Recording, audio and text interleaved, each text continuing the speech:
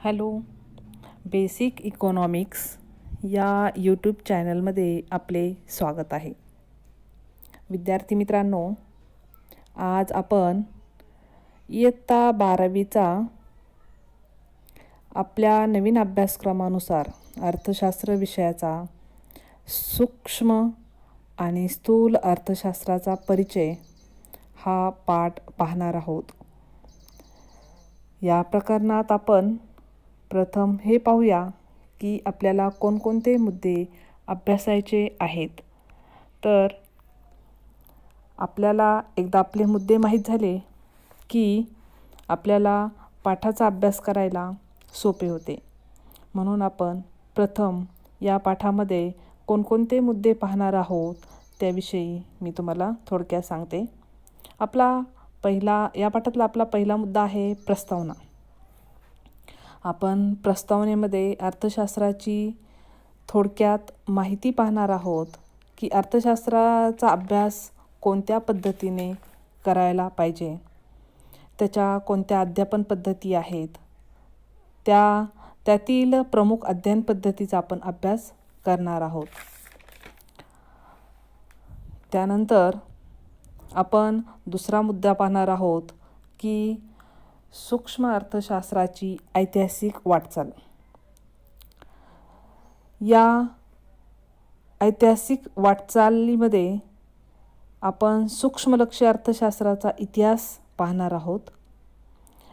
ऐतिहासिक वाटचाल त्या शास्त्राने कशी केली, त्याचा प्रारंभ कधी झाला, कोणकोणत्या अर्थशास्त्रज्ञांच्या कालखंडात याचा प्रारंभ झाला, ही माहिती आपण सूक्ष्मलक्ष्य अर्थशास्त्राबाबत ऐतिहासिक वाटचाल या मुद्द्यामध्ये पाहणार आहोत.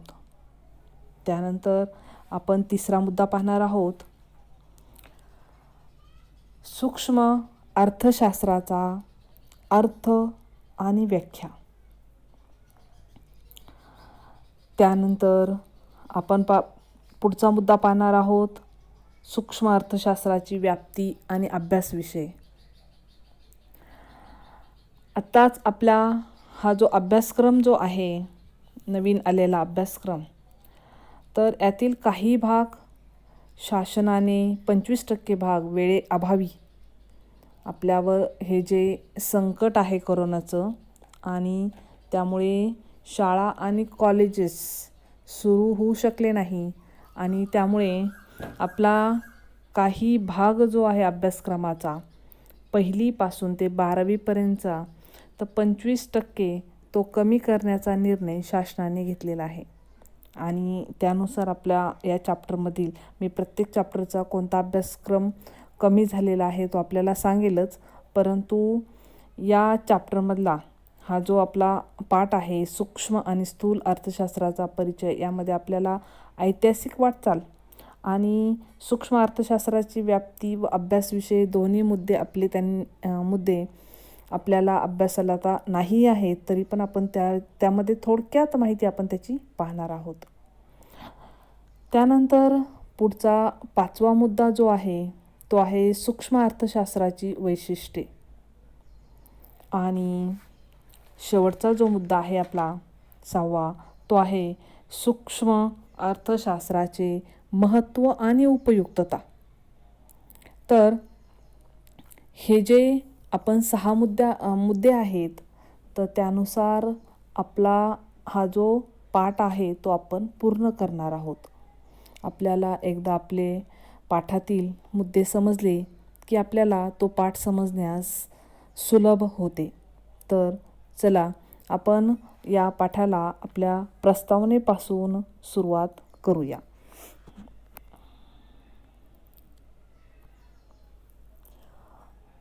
तर अर्थशास्त्राचा अभ्यास करताना किंवा त्याचे अध्ययन करताना कोणत्या 2 पद्धतीचा वापर केला जातो तेही आपण पाहणार आहोत.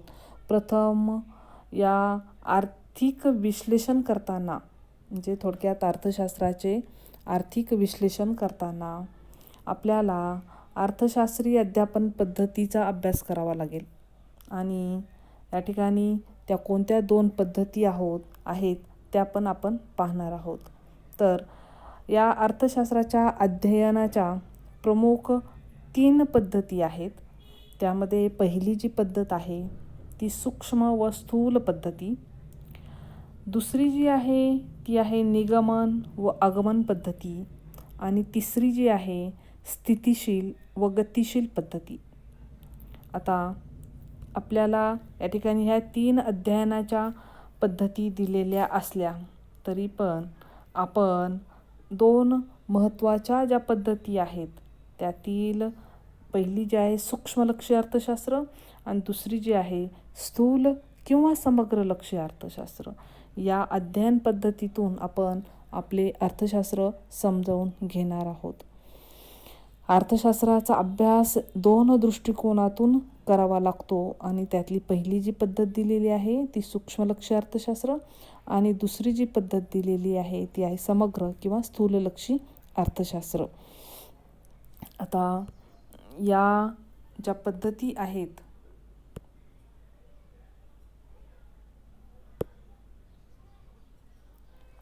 तर त्याची नेमकी ऐतिहासिक वाटचाल कशी झाली आपण ते अगोदर पाहूया आणि नंतर या पद्धतींचा अभ्यास आपण करणार आहोत.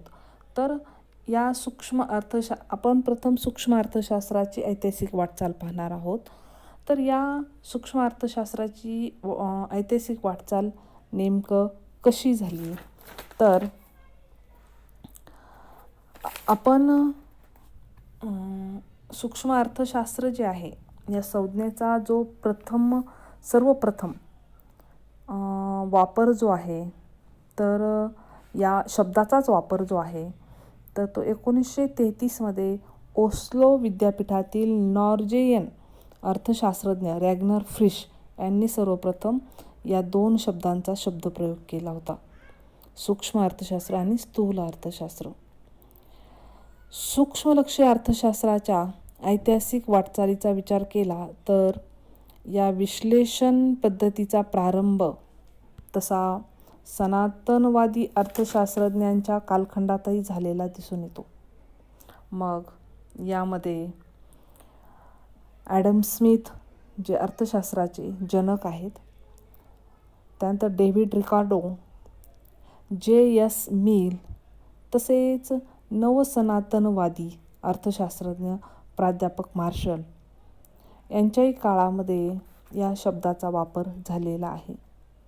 प्राध्यापक मार्शल यांनी सूक्ष्मलक्षी अर्थशास्त्र किंवा ह्या सूक्ष्मलक्षी आर्थिक विश्लेषण जे आहे ते लोकप्रिय करण्याचे त्यांनी खूप मोठे काम केलेले आहे.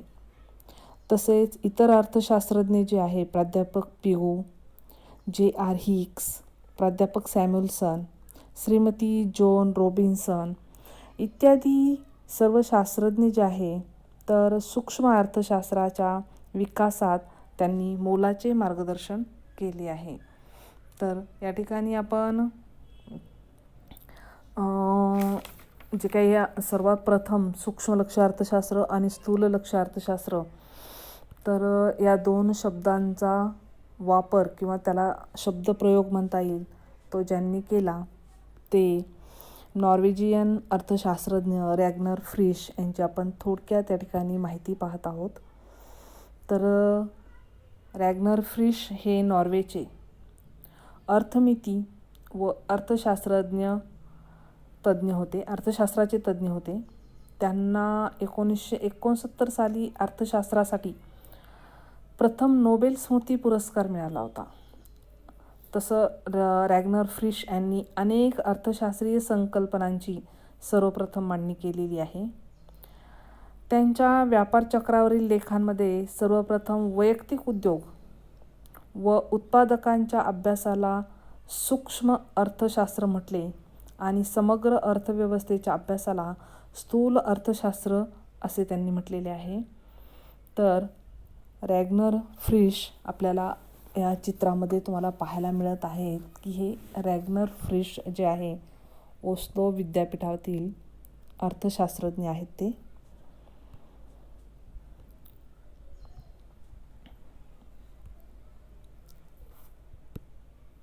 यानंतर विद्यार्थी मित्रांनो आपण तिसरा जो मुद्दा आहे आपला की सूक्ष्म अर्थशास्त्राचा या ठिकाणी त्याच्या व्याख्या, आपण अर्थ पाहिला त्याच्या व्याख्या पाहणार आहोत आपण. तर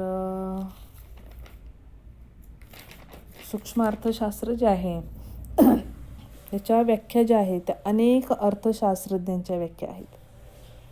पण आपण आपल्या या पाठामध्ये अनेक व्याख्यांमधील 2 महत्त्वाच्या व्याख्या पाहूया. तर त्यातील पहिली जी आहे व्याख्या ती अर्थशास्त्रज्ञ मॉरिस डॉब यांची पाहूया. त्यांनी काय म्हटले आहे ते आपण पाहूया. सूक्ष्म अर्थशास्त्र म्हणजे अर्थव्यवस्थेचे सूक्ष्मपणे अध्ययन करणारे शास्त्र होय. आता या व्याख्येमध्येच आपल्याला लक्षात येतं थोडक्यात सूक्ष्म या शब्दाचा अर्थ होतो लहानात लहान भाग, आणि अध्ययन म्हणजे अभ्यास. म्हणजे अर्थव्यवस्थेच्या लहानात लहान भागांचा अभ्यास करणे आणि किंवा अभ्यास करणारे शास्त्र कोणते, तर सूक्ष्म अर्थशास्त्र. ही झाली आपली पहिली मॉरिस डॉब यांनी या ठिकाणी केलेली सूक्ष्म अर्थशास्त्राची व्याख्या. यानंतर आपण एक दीर्घ आणि अतिशय छान पद्धतीने सूक्ष्म अर्थशास्त्राची जी व्याख्या केलेली आहे ते अर्थतज्ञ आहेत AP लर्नर यांची पाहणार आहोत. तर AP लर्नर सूक्ष्म अर्थशास्त्राच्या व्याख्येत काय म्हणतात ते पाहूया. सूक्ष्म अर्थशास्त्रात अर्थव्यवस्थेकडे जणू सूक्ष्मदर्शकातून पाहिले जाते. अर्थव्यवस्थेच्या शरीरातील व्यक्ती किंवा कुटुंब हे उपभोक्ते आणि एकूण आर्थिक प्रणालीमध्ये त्यांच्याकडून बजावल्या जाणाऱ्या भूमिकांचा अभ्यास केला जातो. तर AP लर्नर यांनी ही व्याख्या केलेली आहे. तर प्राध्यापक AP लर्नर यांच्या या विधानात अर्थव्यवस्थेची तुलना एखाद्या सचेतन शरीराशी केलेली आहे. शरीरात जशा लहान लहान पेशी आहेत तसे अर्थव्यवस्थेत उपभोक्ते आणि उत्पादक आहेत. म्हणून काम करणाऱ्या लक्षावधी लहान लहान पेशी आहेत अशी कल्पना AP लर्नर यांनी केली आहे. शरीरात रक्तातील पेशींचा अभ्यास जसा सूक्ष्मदर्शकातून केला जातो किंवा करता येतो, तसा वैयक्तिक उत्पादक आणि उपभोक्ते यांच्या आर्थिक व्यवहारांचा अभ्यास सूक्ष्मलक्षी अर्थशास्त्रातून केला जातो. थोडक्यात अर्थव्यवस्थेच्या लहान लहान भागांचा अभ्यास सूक्ष्म अर्थशास्त्रात केला जातो असे AP लर्नर यांना सांगायचे आहे. विद्यार्थी मित्रांनो, आपण आज या पाठामध्ये अभ्यासले की अर्थशास्त्राचे अध्ययन जे आहे ते 2 दृष्टिकोनातून केले जाते. पहिला आपण दृष्टिकोन जो आहे तो पाहिला सूक्ष्म दृष्टिकोन, आणि दुसरा जो आहे तो स्थूल किंवा समग्र दृष्टिकोन. आता यानंतर आपल्याला पुढील पाठात आपण पाहणार आहोत की सूक्ष्म अर्थशास्त्र जे आहे त्याची आपण व्याप्ती, त्याचा अभ्यास विषय काय आहे आणि त्याची वैशिष्ट्ये कोणती, त्याचं महत्त्व काय आहे. सूक्ष्म अर्थशास्त्राची वैशिष्ट्ये आणि महत्त्व, उपयुक्तता पाहिल्यानंतर आपण स्थूल अर्थशास्त्राकडे वळणार आहोत. हे दोन्ही अर्थशास्त्र जे आहे तर अर्थव्यवस्थेचा अभ्यास करण्यासाठी ह्या 2 महत्त्वाच्या नाड्या आहेत.